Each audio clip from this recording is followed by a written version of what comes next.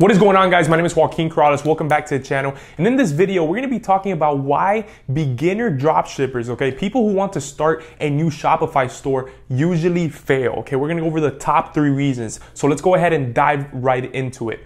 The first reason is because they never finish setting up their store, or they set up their store incorrectly. Okay, when you first start doing anything, whether that's learning a new skill, whether that's doing Facebook ads, whether that's starting a Shopify store, there's an initial learning curve that you're gonna go through. And basically what that means is that things are gonna be a lot harder when you first start. And so what happens with beginners is that they either don't know this, or they do know, but they give up anyways, and they never finish setting up their store, right? Like you technically didn't fail at dropshipping if you never finished your store and actually started putting products out there, right? So the first thing that you need to realize is that you need to understand that there's gonna be a steep learning curve going into it, right? Especially if you're not following any program, right? If you're going out there and you're doing this on your own, then it's gonna be much harder, but just understand that it's gonna be hard in the beginning, and then it gets much easier as you continue to keep going. So what you first have to focus on is just start your store, or not start it, but finish your actual store, right? Obviously you first need to start it,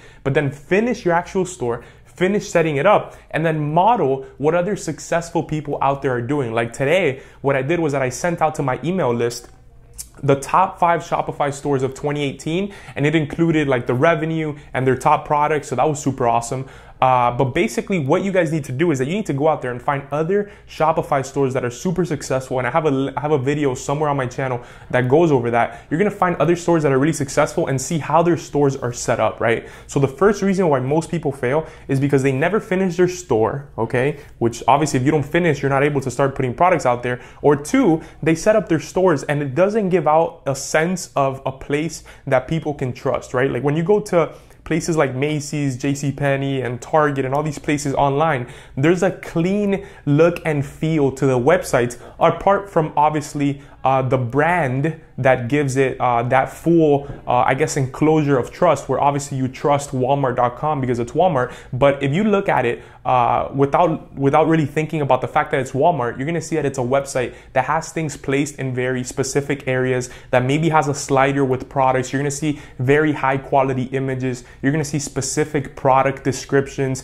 specific product names, right? Like for example, when people start their stores, the names of the product, they leave what's on AliExpress. Like you need to put something shorter. You need to make sure that your descriptions are there. And this all makes up actually creating your store and finishing it and modeling what other people are doing. Now, after you finish your store, and the second reason why most beginner dropshippers actually fail is because they're using saturated products, okay? Now, what I always say is that you need to go into a saturated niche. And the reason why you want to go into a saturated niche is because a niche is only saturated because there's a lot of money there, right? If you go into a niche that is not saturated, which means that there are not a lot of products in there that people are selling, then it probably means that there's not a big enough audience, or that not enough people are spending money in there for you to make a good return, okay? So what you guys want to focus on with the products that you're picking is that they're in a niche that is saturated, but you want to make sure that you're not picking a saturated product in that niche. So for example,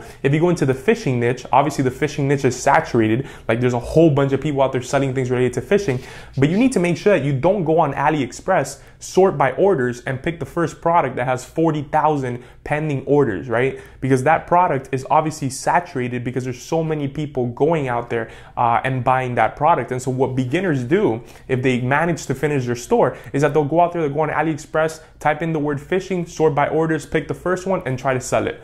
Obviously, that's a saturated product, so it's going to be much harder for you to go out there and actually sell that thing. So you need to make sure that you're in a saturated niche, but that the product that you're selling is not saturated. And how you do that is by finding products that have from for example, 500 to 3,000 to 4,000 pending orders. Or how it relates to the top one, right? So if you search a specific keyword into AliExpress, then you sort by orders, and the first one is 4,000, then that one is the most saturated there. So how do you go down to like 50% of that top one? And that's generally a good guideline. And the third thing, and why most people fail at dropshipping when they're complete beginners, is because they give up after their first product, right? So obviously they have these aspirations of going out there and doing Shopify dropshipping as their business, but what they do is that they try one product or they try two products and then they stop. And Shopify dropshipping is really a testing game. And what that means is that there are all these strategies that you could follow to find the best product, but how you're gonna go out there and be successful with this and actually make money is by testing a couple of them at a time, or simply understanding that your first product might not hit it after the park, right? So you need to make sure that obviously first you finish your store and you model other stores that are really successful. Two, that you're not using saturated products, but that you're in a saturated market. And three, you need to make sure you understand that your first product might not hit it out of the park, but you just need to keep going. And eventually you find a product that does, right?